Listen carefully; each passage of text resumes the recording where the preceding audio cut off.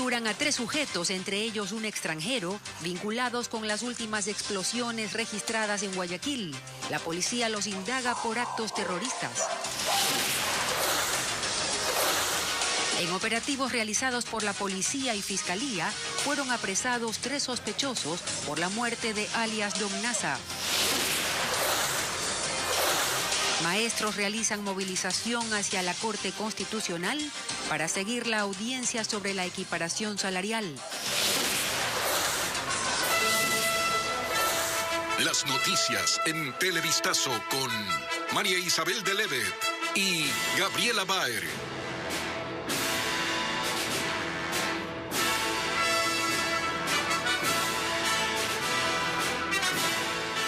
Amigos, buenas tardes, bienvenidos a Televistazo. 3 personas fueron detenidas tras un intenso operativo esta madrugada en el noroeste de Guayaquil. Hola, María Isabel.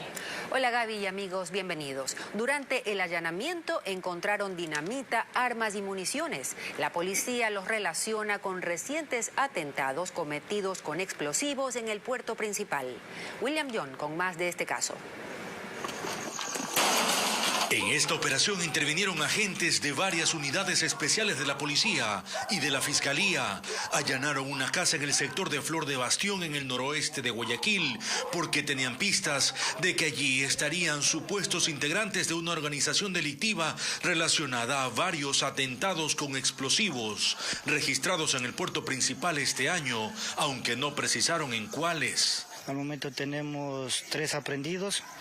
Mayores de edad, 2 de nacionalidad ecuatoriana, un colombiano. Se está verificando antecedentes. No se aclaró si están vinculados a explosiones en el sur, en el sector del Guasmo, el carrobomba frente a la cárcel regional o algún otro de los atentados en la guerra entre bandas narcocriminales. 2 tacos de dinamita utilizados últimamente, como son estos explosivos en diferentes atentados, un arma de fuego con diferentes cartuchos. Sí, obviamente son utilizados para diferentes atentados que últimamente estamos viendo aquí en la ciudad de Guayaquil. Tras la detención de estas 3 personas, la policía no ha dado muchos detalles sobre la investigación. Lo que sí adelantaron es que indagan los posibles vínculos de estos aprehendidos con organizaciones criminales muy peligrosas. Estamos siguiendo una línea de investigación específica sobre las personas que están ejerciendo este tipo de actos terroristas con explosivos. Otro de los datos que investiga la policía es si los 3 detenidos son de una misma banda delictiva o si fueron contratados para armar los explosivos y hacerlos detonar. Esta mañana 2 hombres fueron detenidos en el sur de Quito, sospechosos del asesinato de Miguel Ángel Nazareno, alias Don Nasa. Con ellos son 3 los capturados, según el Ministerio del Interior y la Policía Nacional. Rafaela Hermida nos informa cuál sería la vinculación de los sujetos en el crimen. En varios operativos desarrollados la noche de este miércoles y hoy, agentes de la policía y fiscalía detuvieron a 3 implicados en el asesinato del líder de la red de captación de dinero Big Money, alias Don Nasa. Se presume que entre los detenidos está el cabecilla de una red delictiva que tendría una vinculación directa con el asesinato. La fiscalía informó que en las próximas horas se formularán cargos en contra de las 3 personas. Por su parte, el Ministerio del Interior dijo que 2 de los vinculados habrían vigilado a Miguel Ángel Nazareno en La Tacunga cuando se hospedó en un hotel de esa ciudad 2 días antes de su muerte. Fueron capturados tras la petición de la Fiscalía, dentro de la investigación del crimen que ocurrió el 14 de abril, luego de que el cuerpo de Nazareno apareció maniatado y con varias heridas en la parroquia de Amaguaña, en Pichincha. 7 días antes de morir, alias Don Nasa logró escapar del parqueadero del Ministerio de Defensa, caso por el que 11 militares tienen expedientes disciplinarios abiertos. Nazareno fue el creador de la plataforma de dinero Big Money, que captó de forma ilegal cerca de $10 millones. En Santo Domingo de los Áchilas hay temor porque los presos que escaparon esta semana de la cárcel han sido vistos en varios puntos de la provincia y hasta han ingresado a algunas viviendas para exigir dinero y comida. Aquí un reporte con imágenes de Saracay TV. Todos saben lo que ocurrió el lunes en esta cárcel, la de Santo Domingo. Hubo una masacre y además una fuga masiva.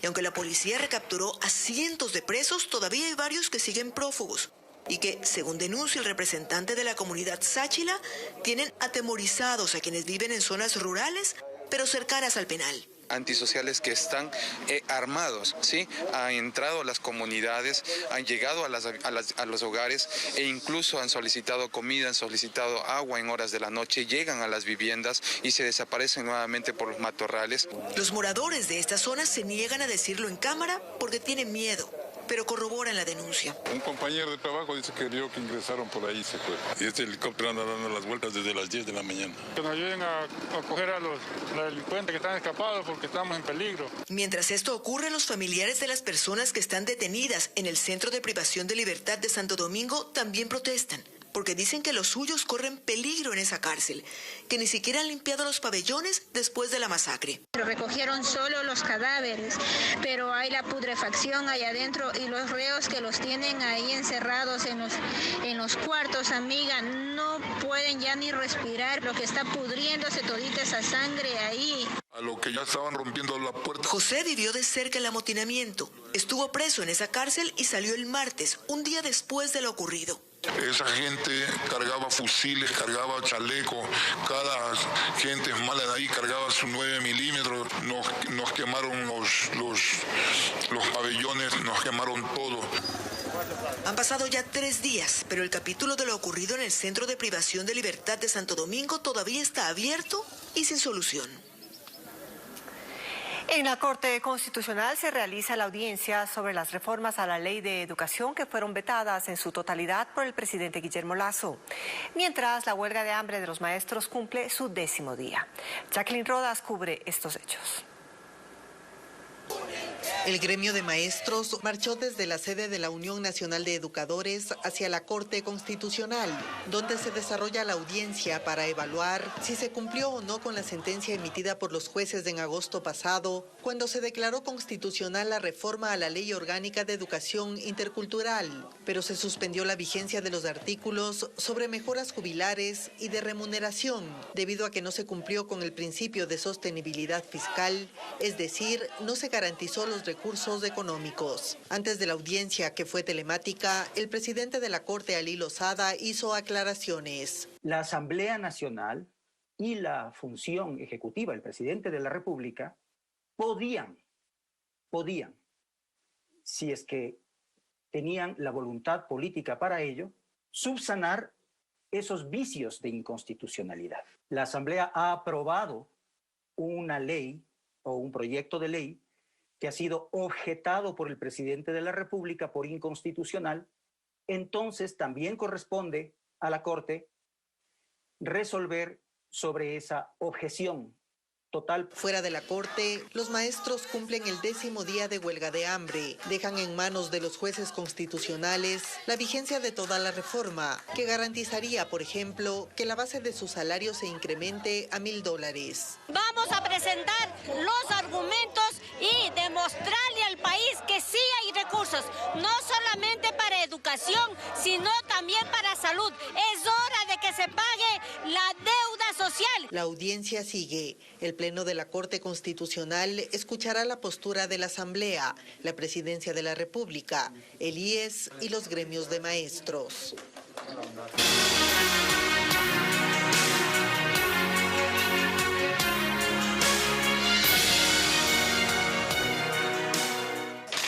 El juez de la Corte Nacional, Felipe Córdoba, pide que se levante la inmunidad parlamentaria a Ana Belén Cordero para iniciar un proceso en su contra.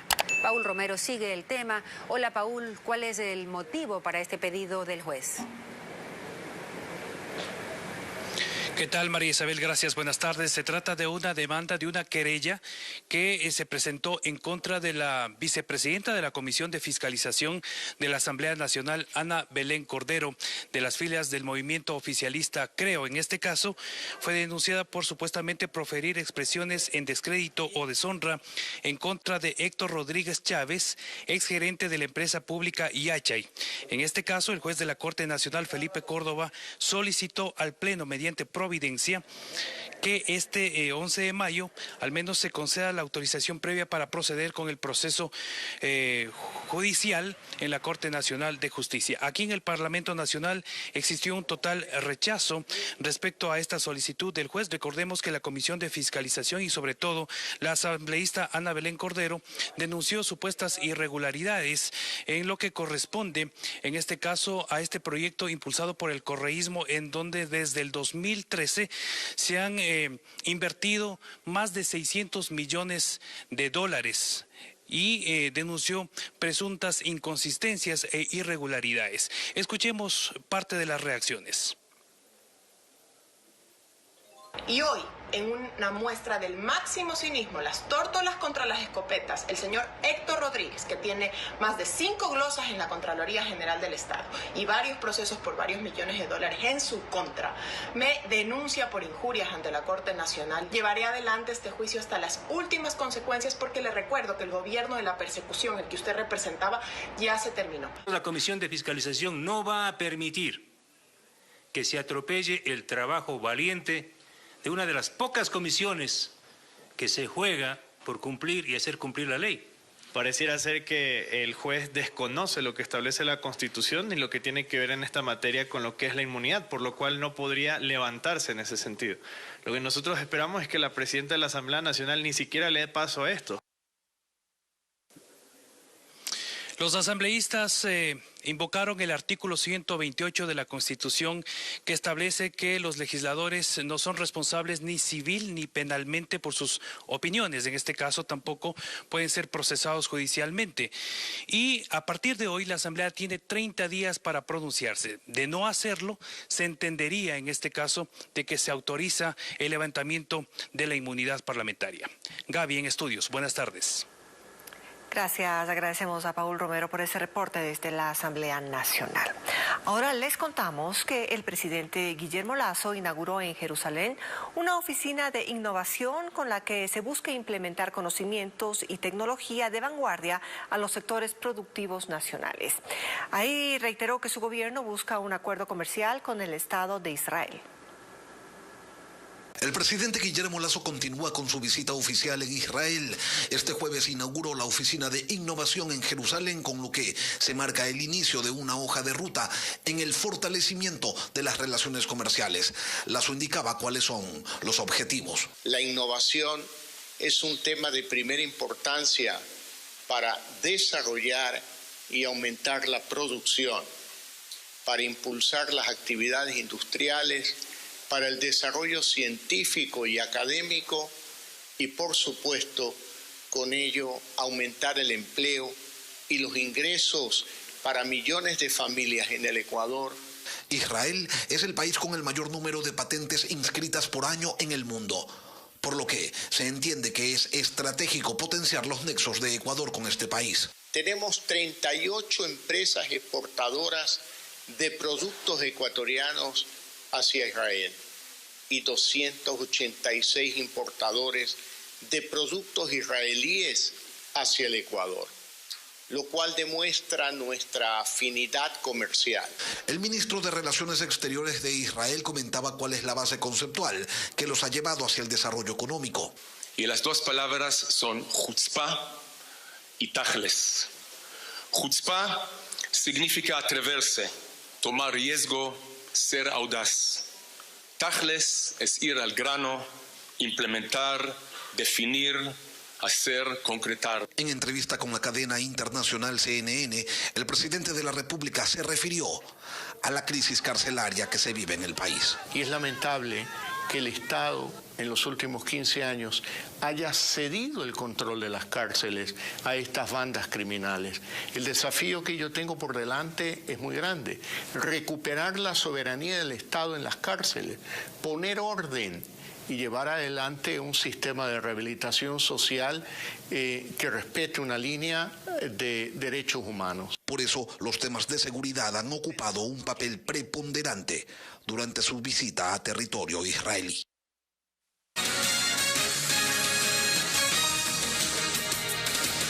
Más noticias para ustedes. El COE Nacional evalúa la situación epidemiológica del país tras 2 semanas de la eliminación del uso obligatorio de la mascarilla y se ha hecho un anuncio sobre el tiempo para la aplicación de la 4ª dosis contra el COVID-19.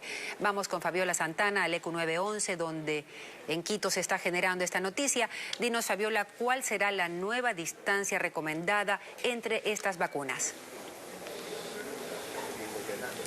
María Isabel, amigos televidentes, buenas tardes. En primer lugar, el COE Nacional ha entregado un balance positivo precisamente a las 2 semanas de la eliminación del uso obligatorio de la mascarilla. Precisamente, la ministra de Salud ha informado que en la última semana se han registrado 925 contagios de COVID-19, 80 menos que la semana anterior en que entró en vigencia esta resolución del COE Nacional. Además, ha disminuido el número de pacientes que han requerido una atención médica. Por ejemplo, hay 55 hospitalizados con COVID-19 y 23 en cuidados intensivos. También el 98% de los municipios del país se han adherido a esta decisión del COE y aún queda un 2% ubicado específicamente en las provincias de Azuay y también Guayas, entre estos Cuenca. Escuchemos a continuación las versiones de las autoridades. Los casos siguen a la baja, la misma forma de la curva, digamos así, en descenso en todas las provincias del país. Y se han mantenido ya estables aproximadamente por 7 semanas, lo que quiere decir que el Ecuador se encuentra con indicadores epidemiológicos endémicos y confiamos que esto se mantenga así. Por lo tanto, la resolución del día de hoy es ratificar la resolución del 28 de abril, que significa de eliminar la obligatoriedad de las mascarillas tanto en espacios públicos como abiertos, con las excepciones que ya están en los lineamientos del Ministerio de Salud. Por lo tanto, el día de hoy solicitamos a ese menos del 2% de COEs cantonales a nivel nacional que por favor se acojan a la resolución del COE Nacional. Y como informábamos al inicio, también se han acortado los plazos para la colocación de las 3ª y 4ª dosis. Ya no tendrá que esperar 5 meses a partir de la última vacuna, sino 4 meses. En caso de las 3ª dosis, a partir de 12 años y en caso de las 4ª, quienes pertenezcan a los grupos vulnerables, así como también los prioritarios. Es lo que tenemos que informar a esta hora desde el ECU 911. Buenas tardes. Continuamos con más información contigo, Gaby. Gracias, Fabiola. Importante anuncio. Y ahora les contamos que el invierno continúa golpeando a la provincia de Napo. Las intensas lluvias provocaron el desbordamiento del río Entena, por lo que familias han tenido que evacuar sus casas. Elizabeth Quesada nos describe la situación. Desesperadas, familias trataban de sacar sus electrodomésticos de las casas que quedaron llenas de agua tras el fuerte aguacero registrado en el sector de Bellavista Alta, en el centro de Tena. En esta zona de la localidad hay viviendas asentadas en las riberas del estero Pauchiacu y algunas quedaron afectadas por la crecida del nivel del agua. No pudimos hacer nada, no nos dio tiempo para nada, ni siquiera arreglar nuestras cosas. Todo se mojó. El repentino desbordamiento del río también provocó terror entre los habitantes del barrio Tereré. Además, el agua afectó el acceso al puente de la vía perimetral de esa localidad. Se ha producido un socavón por la creciente del río, lo que no ha afectado un cuarto de la vía en ese sector. La mañana de este jueves, los perjudicados tuvieron que sacar el agua de sus casas y revisar cuáles de sus enseres aún funcionaban. Al momento, el Servicio de Gestión de Riesgos realiza recorridos por las zonas, pero aún no ha determinado la cifra de inmuebles afectados. El COE cantonal se activó y continúa verificando los daños causados. Según predicciones del Instituto Nacional de Meteorología, INAMI, las lluvias seguirán, por lo que se pide a quienes habitan en las riberas estar alertas.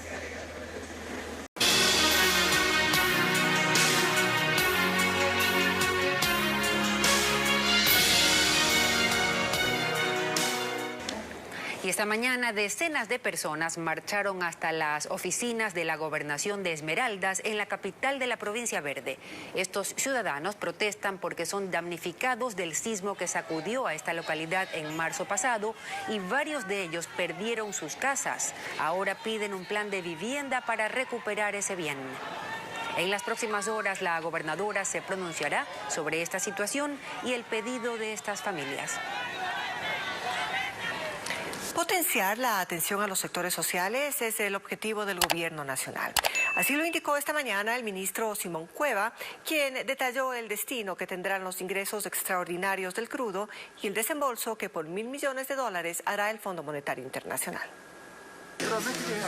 Cuenta el ministro de Economía que luego de la última revisión al manejo de las finanzas públicas por parte del Fondo Monetario Internacional, se va a liberar más recursos para atender la deuda social. Un manejo que permite liberar poco a poco más recursos junto con una mejor situación económica y de la actividad económica para el bien del país, para el bien de mayores programas sociales, de mayores programas de recuperación de vialidad y de reactivación económica. Y contaba porque esa atención prioritaria y consistente a lo social no se generó desde el primer día de gobierno. Hemos heredado muchas deudas, hemos heredado muchas obligaciones y parte de lo que se ha venido trabajando es ir limpiando parte de esos temas, reconociendo muchas de esas obligaciones, porque un país que no es transparente y que no es limpio no puede mirar su futuro totalmente en paz. Exhibe como un logro la eliminación gradual de algunas distorsiones en el manejo del endeudamiento público. Uno de los esfuerzos que se ha hecho en este gobierno es no recurrir a endeudamiento caro,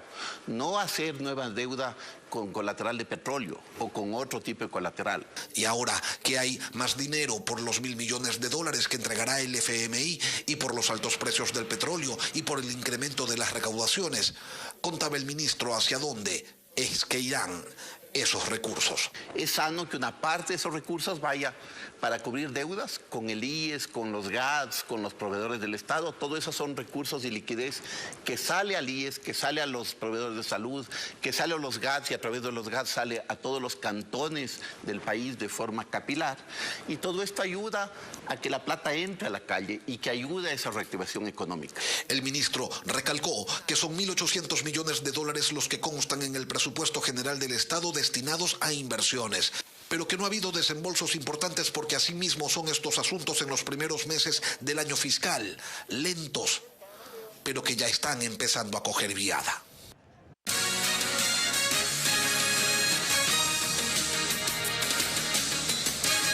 Nuevamente, Esmeraldas fue escenario de un hecho violento pese al estado de excepción. Sicarios asesinaron a un directivo del Hospital Delfina Torres de Concha en los exteriores de esta casa de salud. La mujer que conducía el vehículo murió víctima colateral de este hecho. María Gabriela Carpio nos informa que la policía logró capturar a uno de los sospechosos. Son los gritos de desesperación registrados la tarde de este miércoles en Esmeraldas. Estas personas intentaban auxiliar a una víctima más de sicariato. Se trataba de Marco Lema, un directivo del Hospital Delfina Torres de Concha, quien minutos antes había sido baleado. Iba a bordo de esta furgoneta. Acababa de salir de su jornada laboral cuando fue interceptado por los criminales en los exteriores del centro médico. Vinieron en motocicleta y le propinaron varios impactos de bala al director administrativo. Y como producto del mismo, como daño colateral, recibió impactos la ciudadana, la conductora. La mujer ofrecía el servicio de expreso al director administrativo. Ambos murieron de inmediato.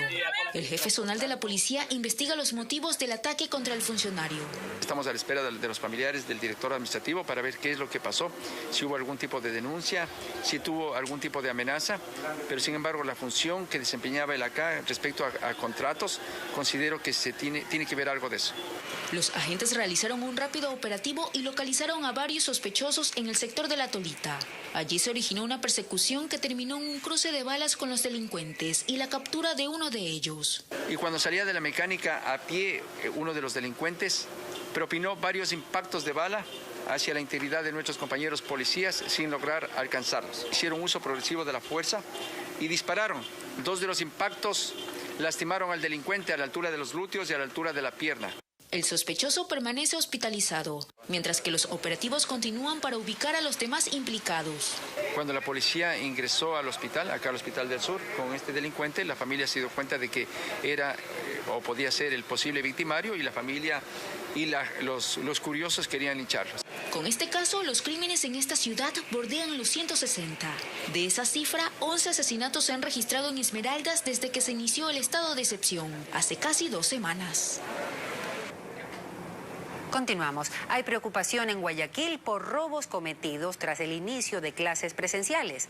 Delincuentes aprovecharon que algunas madres salían a dejar a sus hijos a los expresos para robarles. La policía logró la captura de estos sujetos, como reporta Samantha Mora. Me dijo, te mato, dame. Yo le decía, no, porque es mi fuente de trabajo. Y me dice, no, te mato. Esas fueron las amenazas que recibieron estas madres de familia cuando esperaban el expreso escolar para enviar a sus hijos a las clases. Los hechos ocurrieron la mañana de este miércoles en el suburbio de Guayaquil. Sí, no les importó ni que estén criaturas ahí, me apuntó el arma. Y como me apunta en el pecho y puse la mano en el pecho y el teléfono y toqué el arma. Dos hombres a bordo de una moto hicieron un recorrido delictivo por esa zona de la urbe y a personas que veían con el celular en la mano le robaban. Me cogieron, me pusieron el arma, tenía a mi hijo en brazos, yo no iba a arriesgar la vida de mi hijo por una cosa material. Le di el teléfono. Tras la denuncia y un rápido operativo, los delincuentes fueron capturados con las manos en la masa cuando estaban asaltando. Una persona estaba comprando pan con un niño en brazos, la otra persona esperando llevar a su niño en el expreso, la otra persona también esperando llevar a sus niños a la escuela, y en esas circunstancias estos delincuentes cometen estos asaltos con el arma de fuego. A los implicados se les encontró un arma de fuego con 3 municiones y 6 celulares. Lo curioso es que habían forrado los teléfonos con papel aluminio. La policía explicó el porqué. Para evitar que estos teléfonos, quitarles la señal hasta que una tercera persona los desactive. Uno de los capturados registra antecedentes penales. Los agentes investigan si hay más involucrados en los atracos bajo esta modalidad, pues en lo que va del año en el distrito Portete han detenido a 200 personas en hechos similares. Seguimos con más noticias. Los gremios de comerciantes e industriales sostienen que el incremento en los precios de muchos productos en el Ecuador son consecuencia de factores externos que están golpeando a todas las economías del mundo. Sin embargo, sostienen que el gobierno sí podría tomar acciones para mitigar esos efectos. El incremento de precios que se registra en un sinnúmero de productos en el Ecuador no se trata de un fenómeno local, es una realidad que golpea a la mayoría de países del mundo y son varias las razones. Entonces, lo que estamos viviendo en estos momentos sí es un fenómeno mundial, en donde las materias primas han subido a nivel internacional, en donde el conflicto de Rusia-Ucrania también ha generado incremento de precios y escasez en algunos productos, lo cual pues incrementa aún más los precios. Y por otro lado, el incremento del costo de los fletes marítimos, que ya viene dándose desde hace algún tiempo, y eso presiona para que los costos de los productos importados y los costos de producción se eleven y por tanto se termine dando un incremento de precios al consumidor. Pero el hecho de que sea efecto de acciones externas no significa que no se pueda hacer nada. Habiendo ya una reforma tributaria que generó recursos, habiendo excedentes petroleros, ¿por qué no se baja el ISD? Y realmente se toma una decisión en ese sentido que está en manos del Ejecutivo. Los costos de la energía. Hay temas que se pueden comenzar a trabajar para lograr que las industrias puedan bajar sus costos. Desde los sectores comercial e industrial se reconoce que hay también elementos locales que afectan en el incremento de algunos precios. Se trata del costo de la seguridad que se agrega a los gastos de las empresas. La policía encontró una funda con $900.000 falsos en un parque de Quito. Se presume que el destino de estos billetes era introducirlos en la economía local bajo la modalidad de estafa. Carlos Luis Carrillo con el informe.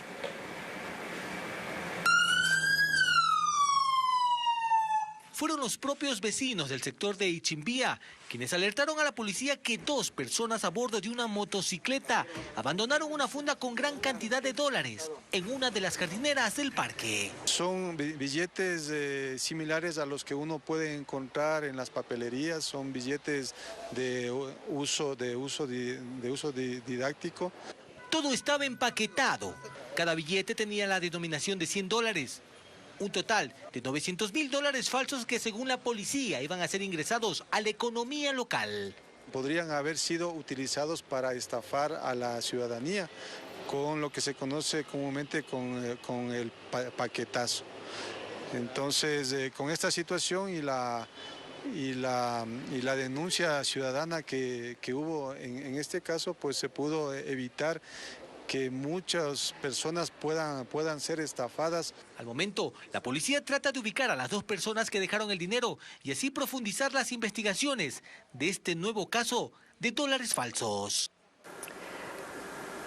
Un aparatoso accidente de tránsito se registró esta madrugada en el suburbio de Guayaquil. Al parecer, el conductor de un carro irrespetó una señal de tránsito impactándose contra un taxi. Producto del siniestro, 2 personas resultaron heridas. El siniestro se registró la madrugada de este jueves en el suburbio de Guayaquil. Los 2 vehículos implicados quedaron destrozados tras impactarse frontalmente. Según información preliminar, el carro negro iba por la calle 17 y pretendía girar a la izquierda por la avenida Portete, sin percatarse que un taxi cruzaba esa intersección. Y con esta agüita el carro resbala y la imprudencia, porque esta es imprudencia. Aquí es imprudencia del hombre que está girando en un lugar que no debe girar. Sí, estaba girando al lado izquierdo que no se puede girar. Producto del impacto, el conductor y el pasajero del taxi resultaron golpeados. Según testigos, el chofer del otro auto intentó huir del sitio. Se bajó y sacó una maleta y salió corriendo y más allá un taxi lo ayudó a escapar y justamente a 3-4 cuadras estaba la TM y lo siguió y allá lo hizo bajar y ahí se regresó. Pero la velocidad con la que se dieron no es de 50 ni 60, es de 80, para que sean así. Agentes de tránsito retiraron los vehículos del lugar, mientras que los conductores fueron retenidos para investigaciones. Concluimos, Gaby. Así es, María Isabel, y los invitamos, amigos, a nuestra siguiente emisión de Televistazo a las 19 horas. Buenas tardes.